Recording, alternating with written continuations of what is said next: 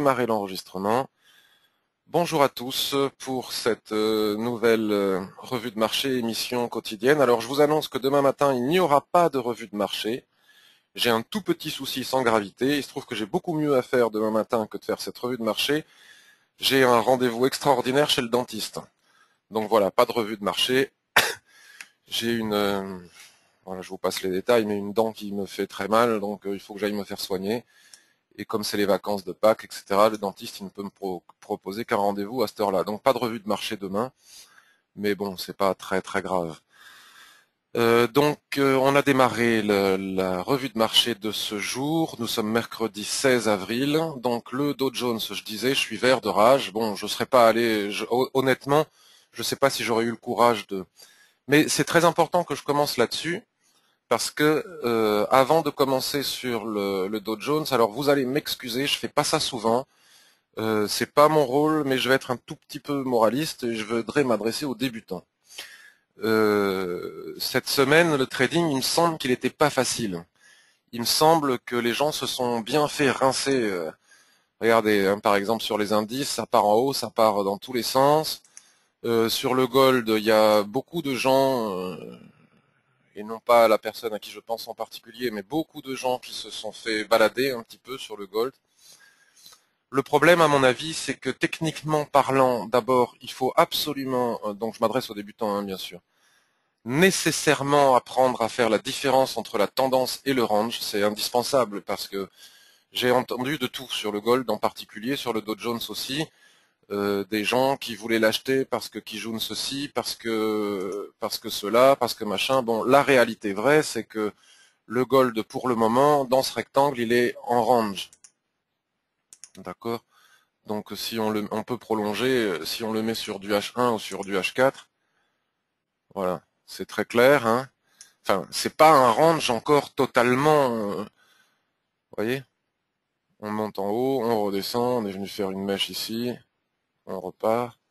Voilà, donc il faut faire attention, on est au milieu de nulle part. Et trader là, au milieu de nulle part, quand les droites de l'Ishimoku sont au milieu de ce rectangle, que ça soit le nuage ou que ça soit les Kijun, c'est extrêmement dangereux. Soit on attend d'avoir la tendance baissière confirmée pour continuer à trader dans le sens de la tendance, et donc il faut attendre de casser le range par le bas, soit on attend un éventuel retournement de tendance, une correction ou je ne sais quoi, et on attend que ça casse par le haut, soit on trade le range, c'est-à-dire que si on vient taper ici en haut, on short et on vise le bas, si on vient taper ici en bas, on prend un long et on vise le haut. Donc moi je donne pas des cours ici, mais dans certaines conditions ça marche bien. La meilleure condition, je le répète tous les jours, c'est quelque chose qui marche bien, c'est d'attendre un soulèvement au-dessus de la borne du range qui clôture avec une bougie qui clôture à l'intérieur, ou un ressort sous la bande du range avec une bougie qui clôture à l'intérieur. Sinon, moi personnellement, je ne le fais pas. Là, éventuellement, je l'aurais fait, vous voyez, sur ce marteau, là, on clôture, on fait un ressort en clôture en marteau, on peut éventuellement y aller. Mais ce que je veux dire, c'est que trader là-dedans, au milieu de nulle part, c'est extrêmement dangereux. Donc voilà. Donc ce que je voulais dire au niveau de la petite morale, c'est qu'on nous raconte des bêtises ou alors on se cache les oreilles. C'est-à-dire que vraiment, je m'excuse pour cette petite morale, mais c'est pour les débutants parce que et vous savez que 95% des particuliers perdent de l'argent, c'est pas pour rien, c'est parce qu'on a tendance à mettre la charrue avant les bœufs. On essaye de nous raconter que, ou en tout cas on essaye d'être admiratif de certains analystes, oh là là, comment ils analysent bien, ils ont des bonnes positions, ils font de bonnes analyses, ils jouent bien du triangle et du biseau, mais en réalité c'est pas hyper important que d'être un très très bon analyste technique, et ça tout le monde peut y arriver en bossant. Ce qui est super difficile en trading, notamment pour nous les hommes, hein, plus que pour les femmes, c'est de gérer nos pulsions, notre goût du jeu, notre cupidité, notre impatience, c'est vraiment ça, hein, le problème. Donc qu'on soit chartiste, ishimokiste, harmonique, machin, ou qu'on fasse des je ne sais quoi encore comme technique hein, de trading, si on gère pas toutes ces émotions, on n'a aucune chance de gagner de l'argent. Aucune. On a 95% de chance d'en perdre, comme la plupart de nous de nous autres les particuliers. D'accord? Donc tant qu'on n'a pas réussi à gérer nos problèmes de pulsion, de jeu, de cupidité, d'impatience, de sensation d'être en train de perdre le trade du siècle, de sensation de se dire mais oui mais là on m'a dit que quand il y avait une SSB ou une Kijun il fallait pas y aller parce que nanana, puis finalement regardez j'aurais pu gagner, j'aurais pu, avec le j'aurais pu, c'est ce qui va faire qu'on va essayer de respecter la règle une fois et la fois d'après si on voit que la règle elle a été transpercée par un gain et qu'on aurait pu gagner 150 pips, la fois d'après on va pas respecter la règle et à ce moment-là on rentre dans un système de pile ou face. Parce que finalement, le trading, c'est quoi? C'est ce que je dis là, ce n'est que mon point de vue. C'est un jeu de probabilité, c'est un jeu de statistiques, c'est un jeu de probabilité. C'est pas une science exacte. Il est impossible de deviner à l'avance, Ishimoku ou pas, où est-ce que vont aller les prix par rapport au marché. Donc la seule chance que l'on ait de rentrer sur le marché et de gagner de l'argent, c'est en appliquant deux choses. Une fois qu'on a géré nos problèmes de pulsion, de jeu, de cupidité, d'impatience, ça c'est le premier point. Le deuxième point, c'est d'avoir un money management extrêmement strict, de rentrer avec des ratios minimum de 2 pour 1 en ce qui concerne le gain et le risque. Ça, c'est une conviction intime et personnelle et j'en ai la certitude, mais plein de gens sont en désaccord avec ça et ils ont le droit de l'être. Et la troisième chose, c'est de rentrer sur des positions qui présentent des probabilités élevées de réussite. Ou dit autrement, où la probabilité de perte est moindre que la probabilité de gain. Ce qui ne veut pas dire qu'on va gagner, mais si la probabilité est plus importante de gagner, et qu'en plus on a un bon ratio, à la longue, à moyen terme, pas coup par coup, hein, à moyen terme, sur le temps, dans la durée, on va gagner de l'argent. Sinon, à mon avis, j'ai la certitude qu'on est mort. Donc Ishimoku est un instrument de torture pour les gens qui ne maîtrisent pas leur pulsion, leur impatience. Moi, le premier, c'est un de mes principaux défauts et c'est Ishimoku qui m'a sauvé parce que il y a eu une lutte extrêmement interne qui s'est faite en moi. C'est soit je respecte Ishimoku, soit je continue à être impatient. Si je suis impatient, je peux pas trader avec Ishimoku. Si je veux trader avec Ishimoku, il faut que je soigne mon impatience. Et c'est ce que je fais. Plus ça va, plus j'y arrive. Et puis vous verrez tout à l'heure que je craque encore. J'ai pris une position hier où j'ai perdu 20 pips par impatience. Et non par problème d'analyse technique, parce que l'analyse technique, la probabilité n'était pas, certes, j'avais pas autant de probabilité que ça de réussir mon trade, mais j'ai senti un coup, j'y suis allé, j'ai perdu. Comme ça, au moins, c'est clair et c'est pédagogique. Donc Ishimoku, c'est un instrument de torture parce qu'il faut absolument être patient et attendre la confirmation des signaux. Et je vous l'accorde, des fois c'est super chiant parce qu'on peut passer plusieurs jours sans prendre un trade. Mais du coup, on évite les pertes dans tous les sens parce que là, depuis hier, j'ai vu des gens qui perdent sur le gold et sur le Dow Jones, en particulier dans tous les sens. Bon, voilà, maintenant que j'ai fait ma petite leçon de morale, je voulais revenir sur l'USD Try, hein, le signal qui nous a été donné par un membre là, une personne hier qui nous a alerté. Elle est peut-être arrivée là ce matin, c'était super. Moi, j'avais pas vu parce que j'affiche jamais cette paire. Donc c'était vraiment fabuleux. On était dans une zone il y a eu un super beau trade et en plus je l'ai même pas pris. Je vais vous expliquer pourquoi. Parce que j'ai tellement pas l'habitude de regarder cette paire que j'ai oublié qu'on avait cette opportunité et quand j'ai regardé, c'était trop tard. Donc voilà ce qui s'est passé. On va pas revenir dessus parce que maintenant c'est pratiquement trop tard. Quoique il est probable qu'on puisse peut-être reprendre une position longue dessus.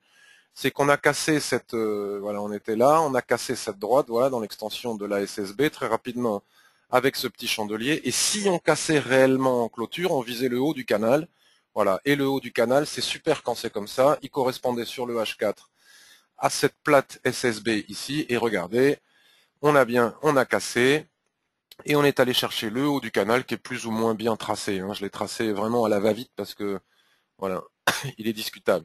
Mais enfin, il n'est pas discutable en haut puisque ça a parfaitement fonctionné et on a pris 125 ou 135 pips dans la foulée.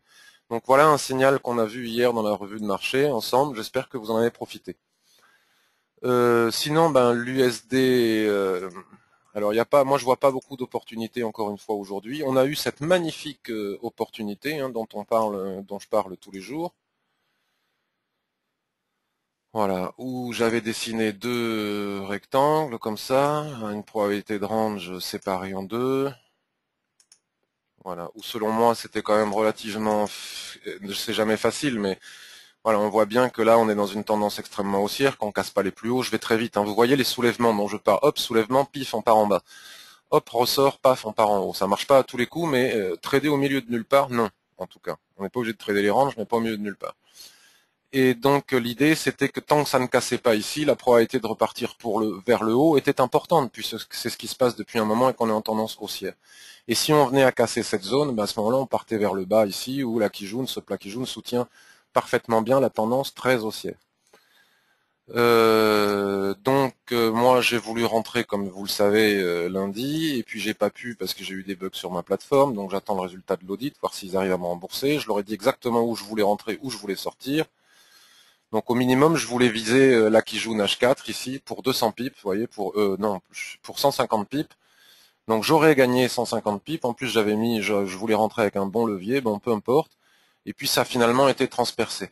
Donc encore une fois, vous voyez, il faut absolument intégrer la différence entre le range et la tendance. Là on voit bien qu'on est dans un range, j'insiste et j'insisterai toujours là-dessus, qui est imparfait, peu importe, mais on voit bien les nuages qui sont à l'équilibre, Kijun qui représente l'équilibre, et on voit bien que les droites Ichimoku font office de passoire. D'accord? Donc tant qu'on est dans ce range, ça peut, voilà. On peut venir chercher le haut ici, donc pour trader, soit il faut sortir d'attendre par le haut, soit par le bas, soit trader le range. Mais pas au milieu, là il n'y a rien à faire par exemple. Donc le gold, pour revenir sur le gold, je ne comprends pas pourquoi tout le monde s'est affolé sur des probabilités de signaux d'achat. Donc j'ai entendu sur plein de forums, alors moi je me gourre et je me plante et je dis plein de bêtises tout le temps, donc les autres ont le droit de les dire aussi. Je suis pas en train de dire qu'ils sont bêtes et que moi je suis bon, pas du tout. Je suis pas bon, des fois je le suis, des fois je le suis pas du tout. Voilà, ça dépend des moments, il y a des moments où on a une bonne sensation, des moments où on en a une moins bonne, c'est aussi ça le trading. Donc en tout cas, ce que l'on peut constater, c'est que de toute façon, quoi qu'il arrive, on est dans une tendance baissière, on peut avoir un soupçon de double bottom ici, mais pour le moment, on n'en est qu'au stade du soupçon, et qu'on n'arrive pas à passer cette zone. Donc quelque part, dans l'absolu, on a une zone comme ça de consolidation ici, sur le gold. Voilà, on a une zone de consolidation ici, et donc qu'est-ce qui s'est passé?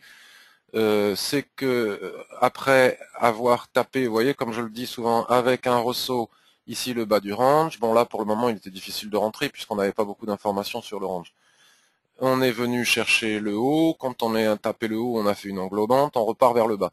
Et là on s'arrête au milieu, à l'équilibre, d'accord? On s'arrête au milieu. Donc à l'intérieur d'un range, c'est pas parce qu'on vient s'arrêter sur une Kijun que cela veut dire que ça va forcément repartir. Ça, c'est surtout vrai lorsque l'on est dans une tendance. Mais lorsque l'on est dans un range, comme on vient de le voir, la probabilité est aussi importante, voire supérieure que la droite casse, puisque dans le range, les droites d'Ishimoku font office de passoire, que ça plaise ou pas, c'est comme ça. Donc si effectivement elles font office de passoire, quand on est en range, on ne va pas s'amuser à prendre des longs sur une droite qui peut faire passoire. Vous voyez, en tout cas, c'est un support pour le moment. Mais on peut très bien, après cette chute, voilà, faire une nouvelle consolidation dans la consolidation, c'est ce qu'on est en train de faire ici, pour finalement repartir par le haut, peut-être revenir ici, puis finir par dégringoler, ou en tout cas... Donc vous voyez, les scénarios sont multiples, donc on ne va pas, à mon avis, prendre une position lorsque les scénarios sont multiples, puisque pourquoi choisir celui-là plutôt que cela, si ce n'est faire du pile ou face. Donc maintenant, si on se met sur le daily, de quoi est-ce que l'on s'aperçoit? Encore une fois, on s'aperçoit, et ça il faut absolument le voir, on voit bien qu'on fait des allers-retours à l'intérieur des nuages à l'équilibre dans ce range et qu'il n'y a pas de tendance. Voilà, donc le pas de tendance sur le daily implique forcément une tendance sur le H4 ou sur le H1, mais il faut qu'on ait un regard d'ensemble avant de zoomer sur du H4 ou sur du H1. Finalement, zoomer sur le H4 ou sur le H1, ce n'est rien que pour trader sur une ou deux bougies du daily. Donc c'est pas suffisant pour partir long ou partir short si on ne tient pas compte de cela. C'est pour aller chercher des petits niveaux sur un intraday. Donc très clairement, qu'est-ce qui s'est passé? C'est que, et ça je l'ai écrit sur tous les forums et sur le nôtre aussi, donc on était au courant, on était au courant, on n'est pas obligé de me suivre, mais on était au courant de ce que je pensais. On est venu, bon là j'ajuste, il faudrait l'ajuster, mais on va pas chipoter pour pas perdre de temps.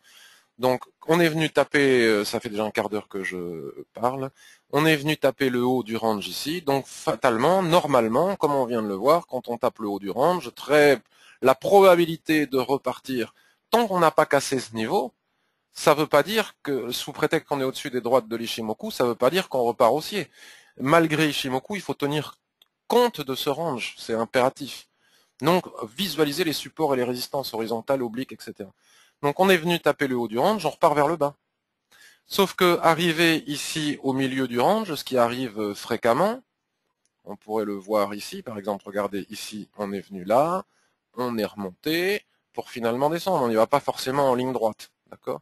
Là, on est venu chercher le bas, on a consolidé pendant plusieurs jours, puis on est remonté. Donc là, on est peut-être dans cette situation. Donc en tout cas, on est venu taper le haut du range, on descend ici sur le niveau de Kijun Weekly qui représente l'équilibre, vous voyez que ça se passe pile au milieu du range. Donc c'est l'équilibre Ishimoku. Et puis finalement, qu'est-ce que c'est que ça? Ce n'est rien d'autre que... On va agrandir. Je parle du gold parce que je sais que beaucoup de monde a perdu de l'argent sur le gold depuis lundi.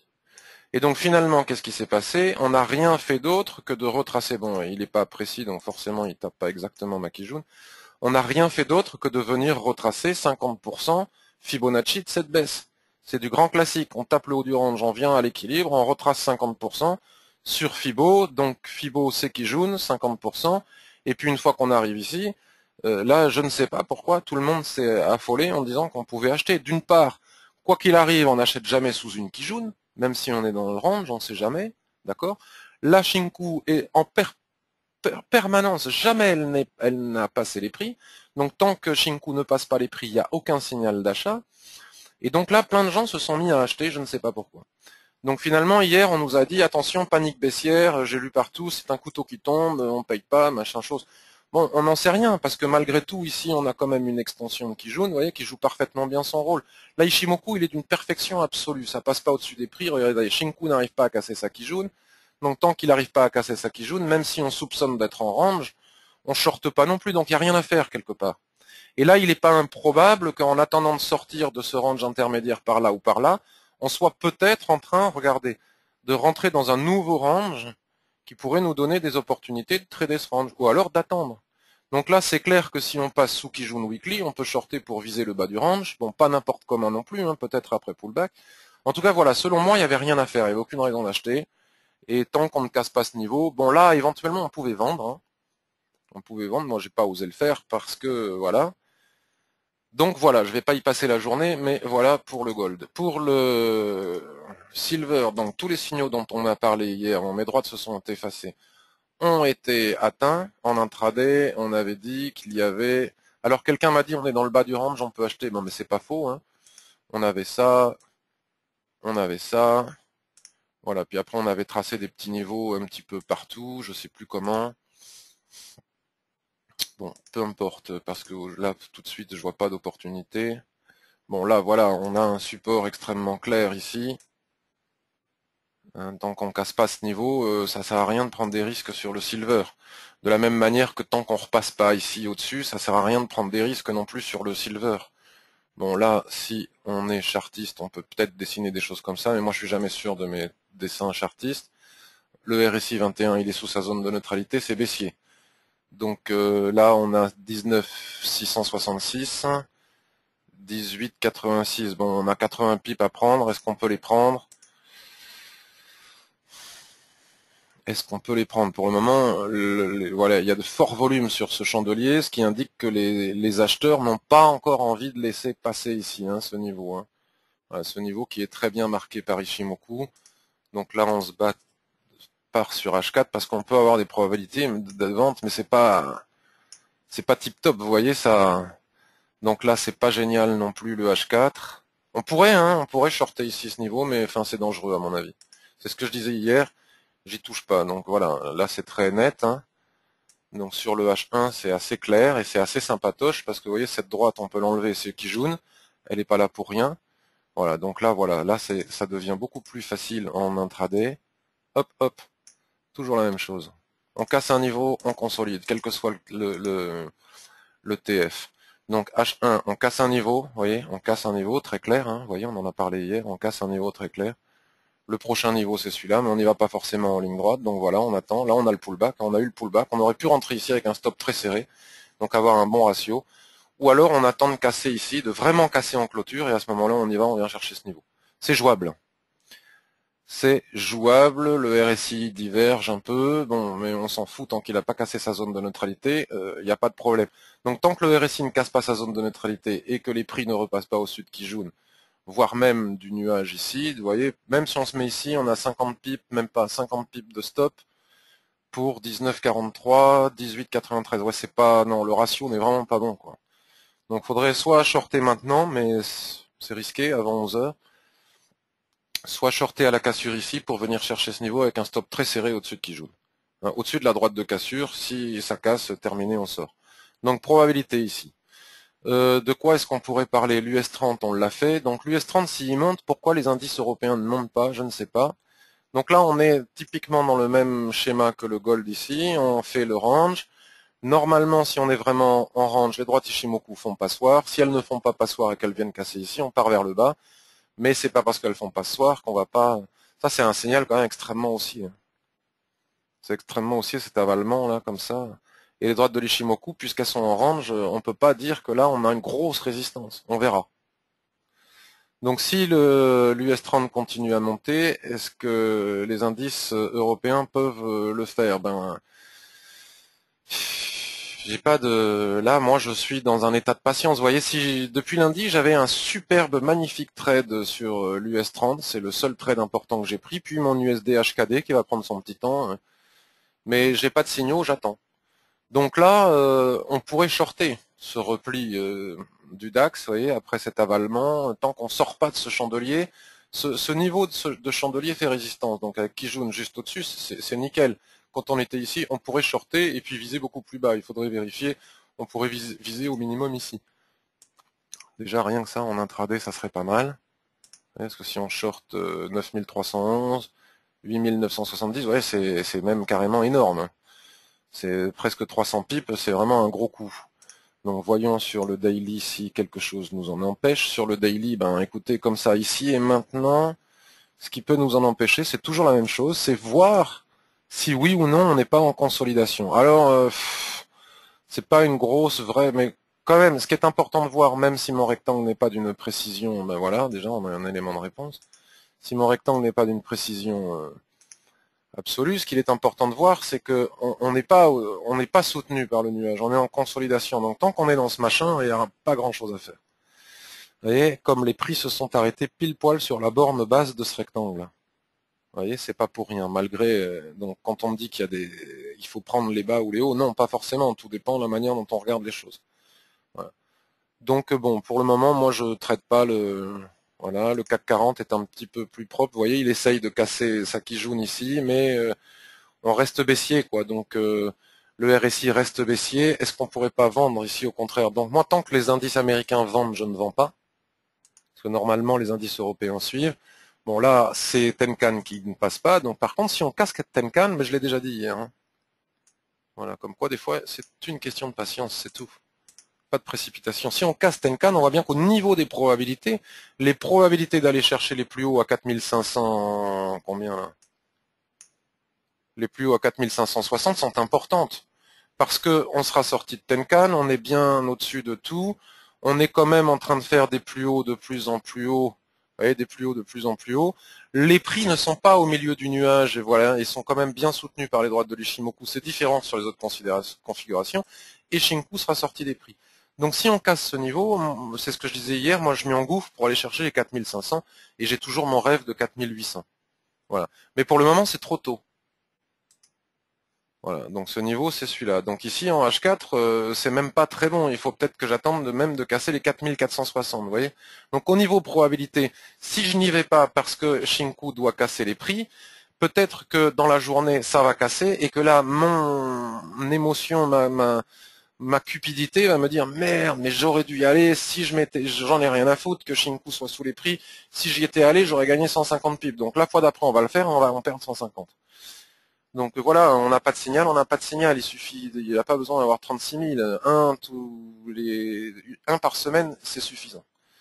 Donc qu'est-ce qu'on a d'autre? L'USD JPY pour vous montrer ma connerie d'hier, parce que je suis aussi là pour montrer mes bêtises. Qu'est-ce que j'ai fait hier? Est-ce qu'on peut montrer encore l'historique de trading? Ah, mais il ne veut pas l'apparaître. J'ai perdu 20 pips. Pourquoi il ne montre pas l'historique de trading? Parce que nouvelle journée, il ne montre plus. Je ne sais pas. J'ai perdu 20 pips par précipitation. Avec ce chandelier. Mince, excusez-moi. Hop, hop, avec ce chandelier. Voilà, c'est n'importe quoi. Avec ce chandelier, avant même qu'il casse ici la SSB, je suis rentré short. Me basant sur les volumes et puis sur mon désir, on ne traite pas avec le désir. Les volumes m'indiquaient que la lutte était importante ici, et donc rien ne m'indiquait que ça allait casser, absolument rien. J'ai senti le mouvement, je me suis dit ça y est, ça part, ça marche pas, je sais pas ce que j'ai fait, enfin une bêtise quoi. Je suis rentré en anticipant en clôture M30, mais voilà, vous voyez, en clôture M30, on a cassé ici. Donc je suis rentré sans tenir compte qu'il y avait encore tout ça à casser. En me disant, voilà, on va dégringoler, donc j'ai dû arriver à 15 pips ici, et puis je suis sorti ici par l'invalidation ici à 20 pips. Mais enfin, ça se justifiait pas comme trade parce que si on doit le retrouver, je sais pas où il est, c'était au milieu de nulle part, encore une fois, c'est exactement le contraire de ce que je vous dis, c'est-à-dire que soit on achète ici en bas ce qu'on n'a pas fait, soit on achète ici en haut, et quand on est au milieu, ici, on se calme, quoi. Et donc moi-même, subi une pulsion, j'ai été confronté à une forte pulsion, à de l'impatience, j'avais envie de trader, j'ai tradé ça, voilà, et puis oui, et puis j'ai récolté ça. Voilà. Donc Euro AUD. Alors Euro AUD, on en parle aussi depuis quelques jours, parce que l'idée c'est d'essayer de trouver des signaux. Moi j'en vois pas. Hein. Euro AUD, vous voyez, hein, je disais c'est compliqué Euro AUD parce que Euro dollar et AUD USD. Donc on va commencer par regarder Euro dollar. Voilà, Euro dollar, il est clair que il est pas mort. Euro dollar n'est pas mort. Euro dollar n'est pas mort. Déjà pour cette raison ici, hop. Ishimoku est magique. Ici, au niveau des 1,38, vous voyez, on a un plus haut ici, on a un plus haut ici, on a un plus haut ici, enfin une butée ici, on a une butée ici. Donc là, on a un niveau de support-résistance hyper important, à 1,38. On peut l'enlever, dans le sens où maintenant, Ishimoku est tellement fort qu'il nous a mis, sur le daily, il nous a mis la Kijun exactement à ce niveau-là, un niveau encore plus pertinent, 1,3820. Je découvre le graphique avec vous aujourd'hui. On est en train de faire un truc sympa là. Donc on a eu ce gap lié au discours de Draghi samedi qui a expliqué au marché encore qu'il n'avait pas les moyens mais qui pourrait qu'un jour ils agiraient et qu'ils feraient baisser l'euro et que vous allez voir ce que vous allez voir, sauf que le marché vient de tester maintenant. Ça fait un moment que ça marche le blabla de Draghi, mais à un moment donné on va lui demander des actes. Donc ce qui se passe ce matin, c'est cette configuration est extrêmement belle en chandelier japonais, mais elle n'est pas encore confirmée. C'est une étoile du matin sur support, hein, étoile du matin presque doji. Elle est magnifique, elle est en train de se construire, et là, il n'est pas impossible qu'on puisse acheter. Hein. Même si Shinku est sous les prix, là, ça contredit ce que je disais. Mais la configuration est belle sur le support des. Donc on a cassé, on est venu faire un pullback suite à Draghi, et là en H4, il faudrait peut-être attendre un peu. En H4, vous voyez, en H4, on va attendre que les prix cassent la Kijun. Donc il faut quand même bien attendre 11 heures, parce que sinon on s'expose à ce que ça ne marche pas. Et l'idéal de l'idéal, ça serait un 38,67. Après, on mettra le stop sous la Kijun. Éventuellement, on en reparlera. Hein, j'en parlerai sur. Donc ça, c'est à vous de le faire. Je ne fais pas à votre place. Donc le problème, c'est qu'on a des plus hauts à 1,38,97. On ne sait pas si on va les casser. Donc ça devient complexe. Ça devient compliqué parce que si on casse les 1,38,60, si c'est pour aller chercher 30 pips et mettre 30 pips de stop, ça vaut pas le coup. Donc ça vaut pas le coup. Voilà. Désolé. Et d'ailleurs, il n'est pas impossible qu'on soit en train de faire un début de range. Donc on n'a pas assez d'informations et de probabilité de réussite pour moi pour le moment. Ou alors il fallait y aller hier. J'ai hésité toute la journée hier. Bon, on a un superbe chandelier ici, vous voyez. Mais on est encore sous le nuage sur le H1. Il faut attendre. Donc par contre, si on casse les 1,39, pardon, excusez-moi, je me remets sur le H4. Si on casse les 1,39, à ce moment-là, on peut peut-être prendre un long à la cassure des 1,39, après pullback. Mais là, c'est précipité, voilà. Soit fallait l'acheter à 1,38, soit maintenant, c'est peut-être un peu trop tard. Et d'ailleurs, on ne sait même pas si on va y arriver, parce que depuis hier, on se fait rincer aussi sur l'euro-dollar.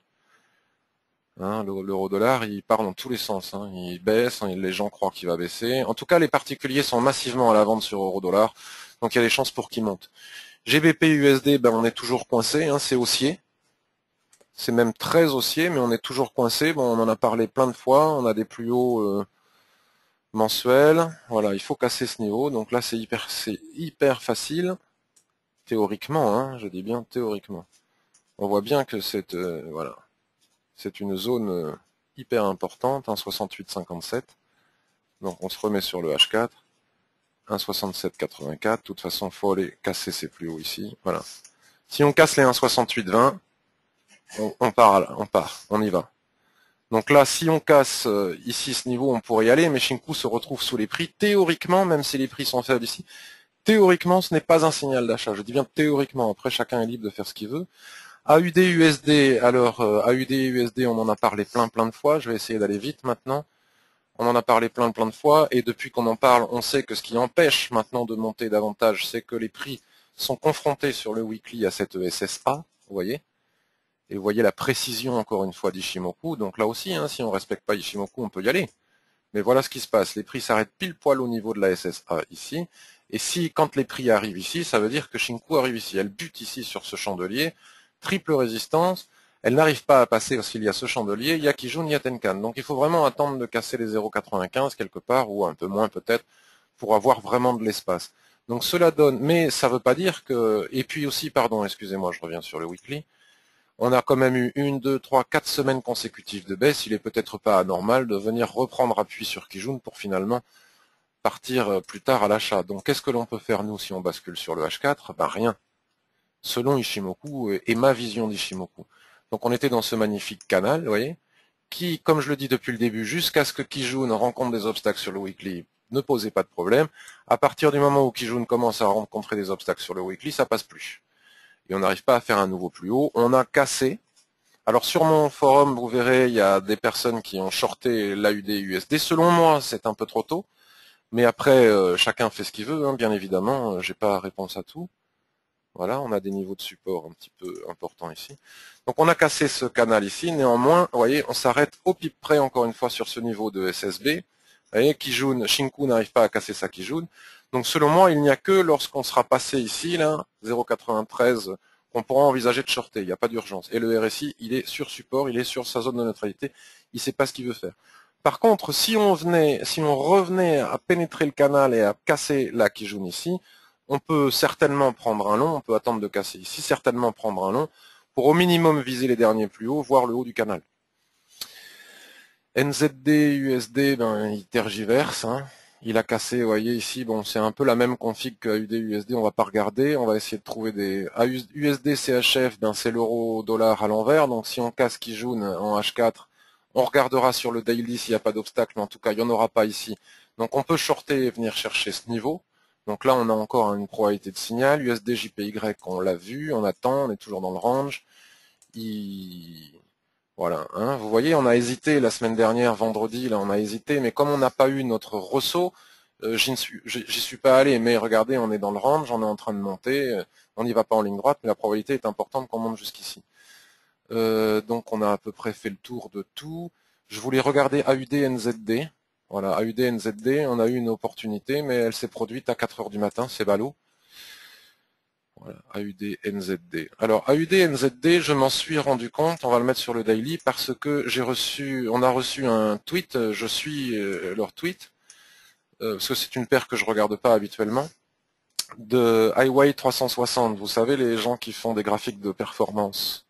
On en a parlé hier, et ils nous montraient que sur les graphiques de performance, l'AUD, que je dise pas de bêtises, l'AUD était en train de casser des résistances, tandis que le NZD était en train de casser des supports. Donc a priori, on avait un signal d'achat sur AUD, NZD. Oui, mais effectivement, AUD, NZD, vous voyez, après de lourdes cassures, on consolide. Donc on consolide toujours de la même manière que ce que je suis en train de le dire depuis ce matin. Et là, sur le daily, on n'arrive pas, vous voyez, on n'arrive pas à casser, pour autant on ne fait pas de soulèvement. Vous voyez la différence entre un soulèvement et un non-soulèvement. Regardez, à chaque fois qu'on a fait un soulèvement, on est parti chercher le bas.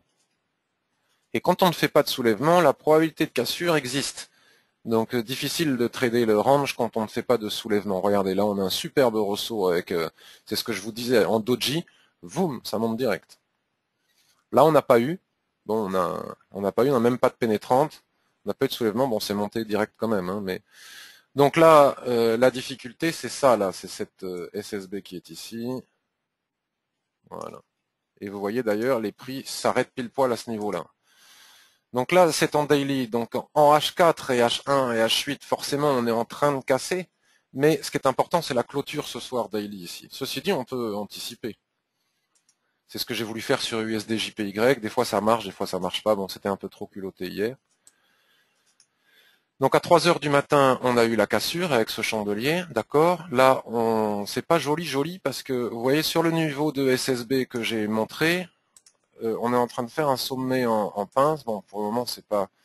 Et puis, ce que je vous disais hier, il n'y a pas de volume.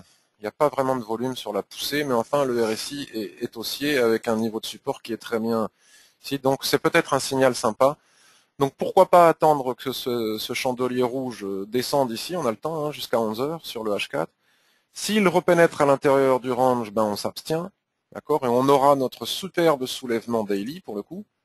Hein, on aura un gros soulèvement daily, on pourra peut-être shorter le range. Voilà. Et si on vient s'arrêter ici ou juste après la clôture de H4, on vient s'appuyer par là, on peut peut-être éventuellement tenter de prendre un long ici. C'est risqué, hein, faut étudier les probabilités que ça marche. À 1,0870, en sachant qu'à 1,0899, on a un problème, là, la SSB Daily, auquel cas on met notre stop à 0 ici, exceptionnellement parce qu'on a un problème, et on laisse courir. Et on va regarder sur les TF inférieurs, les supérieurs, les objectifs, on ira les trouver. Donc si on bascule sur le H1, voilà, on a une forte poussée ici, on a le pullback en cours, qui est en train d'être soutenu par Tenkan. Ici, ça doit être Kijun sur le M15. Vous voyez, comme Kijun est en train de se mettre en haut ici, voilà. Donc on peut peut-être aussi acheter à la cassure ici. Ça serait aussi pas mal. Et si on bascule sur M15, voilà, c'est exactement ce qu'on voyait. Ouais. Donc tant que Kijun ici, ce plat Kijun n'est pas cassé, voilà. L'ayant raté, parce qu'à 3 heures du matin, je dors, ce qui serait pas mal, c'est de redescendre jusqu'ici, de prendre appui ici pour, voilà. Maintenant, si on repasse ici au-dessus, on peut tenter d'acheter. Voilà, j'ai à peu près fait le tour de la question. Il n'y a pas de signaux extraordinaires. Je vais regarder si vous avez des commentaires et des questions. Ah oui, des fois, il y a des mini coupures de son, je ne sais pas pourquoi. Puis ça, c'est pas chez tout le monde. Alors, j'espère que cette revue de marché un peu particulière... Publication du Beige Book. Oui, tout à fait. Des fois, ça fait rien aussi, le livre beige.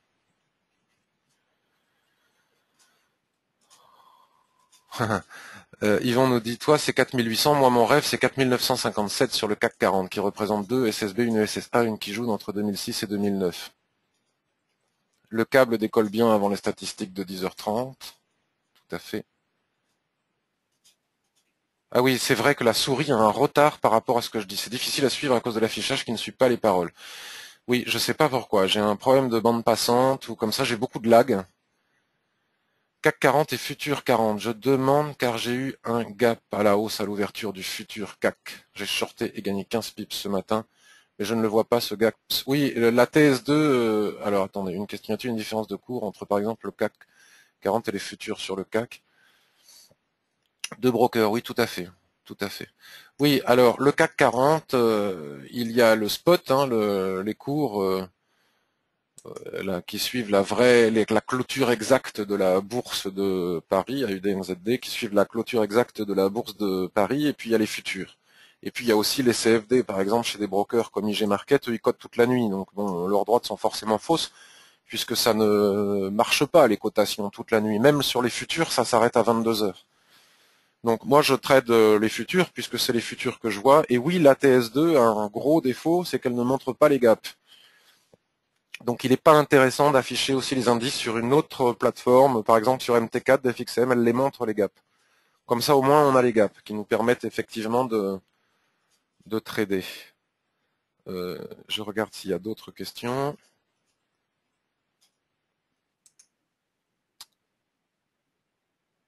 Voilà. Le câble, le CAC. Sur tes conseils hier, me dit Yvon, je suis allé sur eToro pour voir les acheteurs-vendeurs sur les différents supports. Je me suis inscrit, mais il n'affiche rien. J'ai la fenêtre choix des meilleurs trades, mais elle est vide. Je suis en virtuel uniquement. Tu as une idée pourquoi? Non, ça, faut vider ton cache. Tu as un problème de peut-être de comment ça s'appelle, Flash Media Player, ou c'est forcément quelque chose interne à ton ordinateur. Mais est-ce que tu as trouvé le lien sur le forum? Oui, tout à fait. Le Dow Jones, c'est. Mais il y a des brokers comme IG Market qui a beaucoup de succès en ce moment, qui affichent des cotations du CAC, du DAX toute la nuit.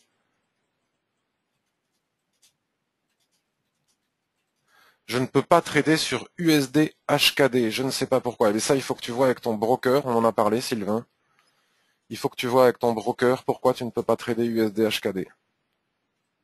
D'accord, sur le site directement, mais il vaut mieux que tu ailles chercher le lien sur mon forum parce qu'il y a des liens sur leur site qui ne fonctionnent pas.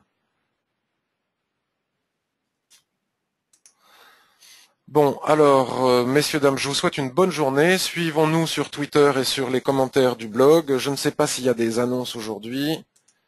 Attendez, je vais quitter l'enregistrement, puis je reste avec vous encore un petit peu si vous voulez. Voilà, à bientôt, bonne journée, et puis à vendredi pour une nouvelle revue de marché.